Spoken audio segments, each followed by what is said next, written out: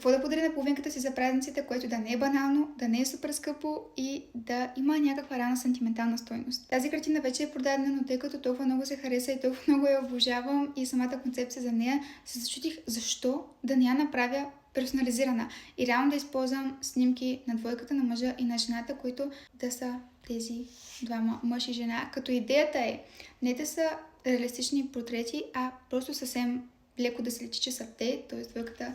да се препознава в тях, но в същото време просто да е красива илюстрация, която да краси вашия дом и да ви напомня за обеща, която изпитвате и искрата, която имате към половинката си. Искрата, която се създава между двама души, която се намерят, е абсолютно неописуема и вярвам, че дори любовта ви да се чувства малко застояла и да са минали няколко години, тази искра все още там и може да бъде възвърната и поддържана и точно това бих искала да вкарам като напомняне в тази картина и идея. Напишете ми какво мислите за идеята и ако искате да си поръчате такава картина, пишете ми налично в TikTok или в Instagram.